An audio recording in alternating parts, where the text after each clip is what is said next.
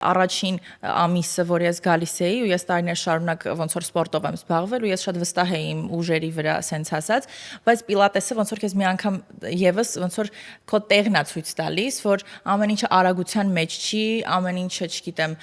քաշերով շատ ծանր պարապմունքների մեջ չի, ուղղակի դու կարաս շաբաթական մի քանի անգամ տրամադրես մի ժամով քո մարմնին ու բացի մարմնից իմ համար շատ կարևոր է նշել, որ հոգու ու մտքի հանգստությունը, որտեղ այդ ընթացքում դու երաժշտություն բարձր չես լսում, դու ոնց որ ինքդ քո մտքերի հետ մենակ ես մնում մի ժամ, ինչքան էլ որ դու շարժման մեջ ես այդ ընթացքում գտնվում, բայց այդ դանդաղությունը ու քո մարմնի քաշով հատկապես զգալու ամեն ինչը ինձ թվում է բացի ֆիզիկականից նաև օգնում է, որ դու քո ոնց որ այդ շերտը գլխում գտնվող իր վրայով էլ մի անգամ անցնես, դրա համար իմ համար պիլատեսը չի ասոցացվում միայն ոնց որ մարմնի գեղեցիկ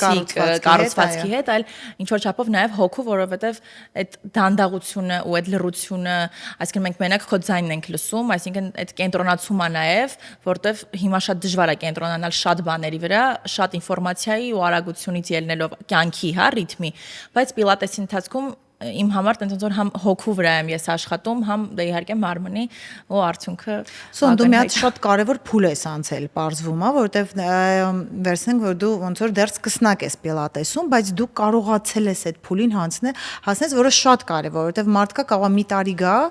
ինքը դեռ չկարողանա դրան հասնի, որ գիտեք նրա մեջ չի, որ անպայման պետքա ծանր։ Մենք ունենում ենք հաճախորդներ, որ ասում են, չէ, ծանր դրեք։ Ինքը շարժումը սխալ է անում, բայց ինքը ստիպում է մարզիչին, ասում է ծանր։ Բնականաբար մենք չենք ենթարկվում այդ ամեն ինչին, որովհետև դու պետք է առաջին հերթին շարժումը ճիշտ անես։ Սխալ անելուց իրանց ճիշտ հեշտ ատվում եւ դա համար իրանք սկսում են մեզանից քաշել ուզել։